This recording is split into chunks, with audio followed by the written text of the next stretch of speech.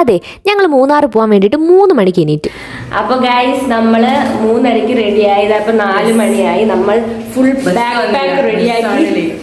Bus late ആണ്. അപ്പോൾ നമ്മൾ സുബഹിയുടെ ബാങ്ക് കേൾക്കാണ് ഗൈസ്.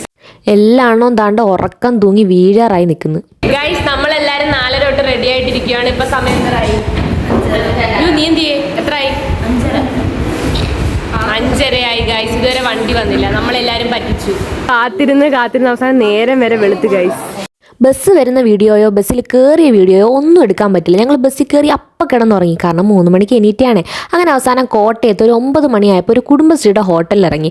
അവിടെ വന്നിട്ട് നമ്മൾ ഇതാണ്ട് ഇഡലിയും എന്തൊക്കെയോ കഴിച്ചു. ഒന്നിനും വലിയ ടേസ്റ്റ് ഇല്ലായിരുന്നു. ഗൈസ് നമ്മൾ ഇന്ന് സ്ട്രേഞ്ചേഴ്സിന് ടാറ്റു കൊടുക്കുന്ന ഒരു ചാലഞ്ചിലാണ്. അപ്പം എത്ര പേര് ടാറ്റു തരുമെന്ന് നമുക്ക് നോക്കാം. ഇതുവരെ നമുക്ക് 7 പേര് ടാറ്റു തന്നിട്ടുണ്ട്. ഇനി എത്ര പേര് ടാറ്റു തരും നമുക്ക് നോക്കാം. എനിക്ക് ഭയങ്കര ഇഷ്ടമുള്ളൊരു പരിപാടിയാണ് ഈ അറിയാത്തവർക്ക് ടാറ്റു കൊടുക്കുന്നത്. എനിക്ക് ഒരുപാട് പേര് തിരിച്ച് ടാറ്റു തന്നു. ഭയങ്കര ഹാപ്പിയായി.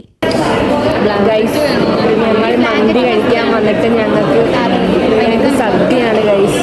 സദ്യയൊക്കെ ആരെ കഴിക്കുന്നത്? ഞാൻ കഴിക്കില്ല. മന്തി ഇല്ലാന്ന് പറഞ്ഞൊരു വീഡിയോ എടുക്കണമെന്ന് പറഞ്ഞപ്പോൾ ഇതാ ക്യൂട്ട്നെസ് ഇട്ട് മെഴുകാണ് അഫ്നാൻ. ഇവർക്കെന്താ ഇങ്ങനെ? എനിക്കറിയില്ല. പിന്നെ നമ്മളൊരു കടയിൽ കയറിയിട്ട് ഒന്നും മേടിക്കാതെ തിരിച്ചിറങ്ങിപ്പോയി. Quite natural. വഴിയിലെ റോഡ് പണിയും ട്രാഫിക്കും എല്ലാം കഴിഞ്ഞ് അവസാനം നമ്മൾ മല കണ്ട്. കൊച്ചി എത്തി എന്ന് പറയുന്ന പോലെ ദാണ്ട മൂന്നാറെത്തി.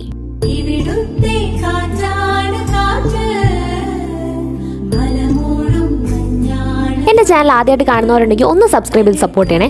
Okay, by.